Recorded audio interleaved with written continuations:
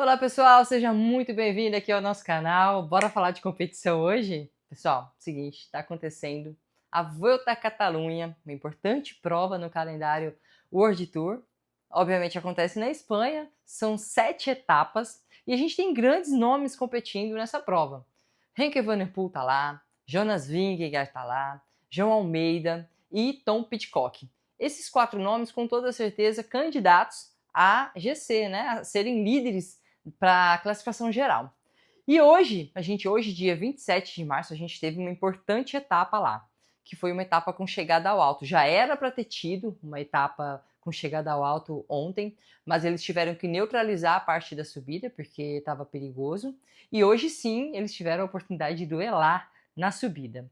Contextualizando para vocês é o seguinte, Jonas Vingegaard, ele está se preparando para o Giro de Itália. Ele que esse ano vai correr Giro de Itália e o Tour de France. No ano passado ele declarou que ele se sente bem quando ele corre 2 provas grandes seguidas, né? 2 provas por etapa seguidas, que na segunda prova ele sempre tende a estar melhor. Segundo Jonas, foi o que aconteceu na Volta à Espanha, que os números de potência dele foram mais altos na Volta à Espanha do que no Tour de France. Não falou nada se seria o suficiente para ganhar de Tadej Pogacar, mas falou que na Vuelta os números dele foram superiores ao Tour de France. Do outro lado a gente tem quem? Remco Evenepoel. Remco Evenepoel que estava treinando em altitude, que mudou de equipe nessa temporada, saiu da Soudal Quick-Step que correu durante anos e veio para Bora como a grande contratação do ano, a grande movimentação do ano do pelotão World Tour. E o objetivo principal do Remco é disputar o GC para vencer um Tour de France. Tá, Remco estava na altitude, ele correu algumas provas ali no começo do ano, ele foi para a altitude e ele desceu da altitude e falou: estou descendo para voltar a vencer. Beleza. Quem temos mais nessa prova? Tom Pidcock, vindo de uma espetacular apresentação na Milan-San Remo, disputando a chegada final com Tadej Pogacar, inquestionável sua atual forma física. Temos também João Almeida, que tende a ser o braço direito de Tadej Pogacar, Tadeu é ótimo, né? De Tadej Pogacar no Tour de France. Ou seja, gregário de Pogacar, né? No Tour de France. Então, a grande curiosidade era entender qual as cartas que esses pilotos, esses ciclistas iriam ter para colocar na mesa. Tá, durante a semana a gente viu alguns sprints entre o Tom Pidcock tentando uma vitória, Remco Evenepoel também, teve também uma polêmicazinha ali com o Remco, que saiu ele atacou, o Jonas foi na roda dele, era uma etapa plana, no dia seguinte para ter uma etapa com chegada ao alto, o Jonas nessa situação foi na roda do Remco, Jonas não quis naquele exato momento rodar com o Remco esbravejou, deu com o braço, e Remco sendo Remco, né? Digamos assim, porque o Remco ele é muito polêmico ali no pelotão, justamente porque ele fala demais, ele gesticula demais em algumas situações. Particularmente eu achei desnecessário aquela atitude dele. Eu acho que cada ciclista dentro de uma competição tem as suas estratégias, ninguém é obrigado a rodar com ninguém, ninguém é obrigado a revezar com ninguém, né? E acho que a gente tem que ter um respeito para com qualquer pessoa, mas quando a gente está falando ele de um Jonas Vingegaard, o Remco tem que abaixar a bolinha dele ali para entender melhor o que e com quem ele está falando. Tá, beleza. Inclusive naquele mesmo dia o Remco sofreu uma queda indo para a chegada, se machucou e tal.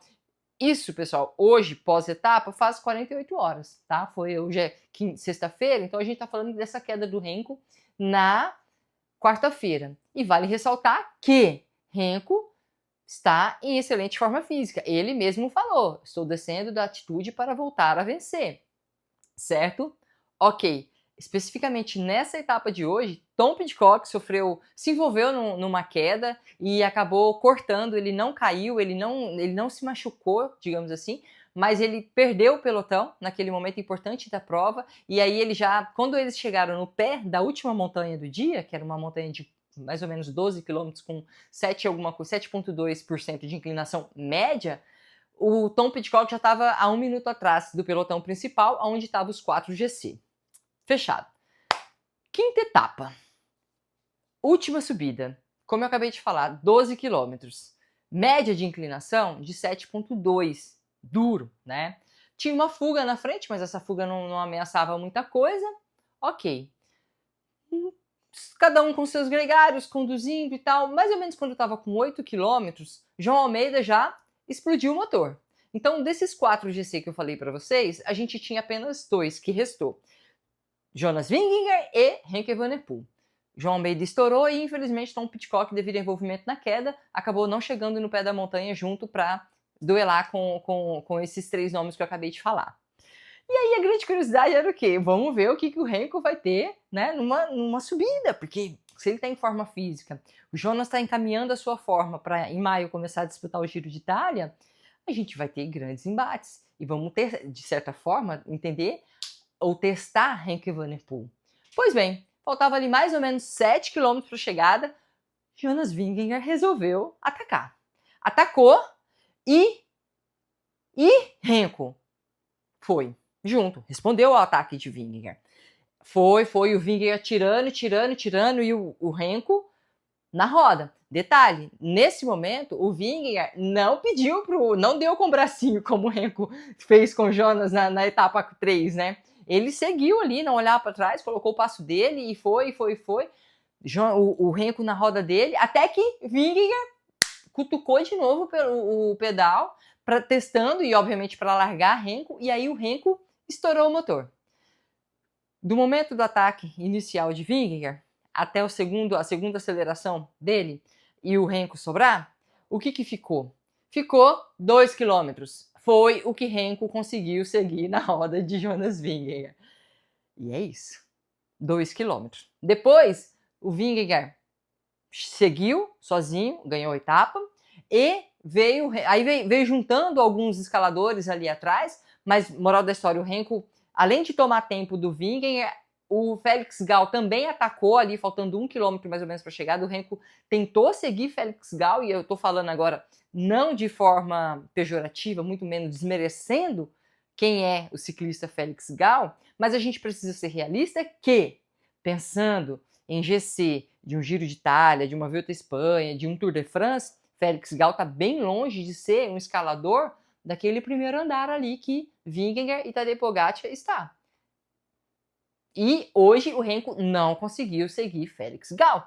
Então, a minha análise agora de tudo o que aconteceu, inclusive o Remco, ele já declarou que ele mudou um pouquinho as suas estratégias de treinamento para essa temporada, ele está tentando ganhar um pouco mais de velocidade.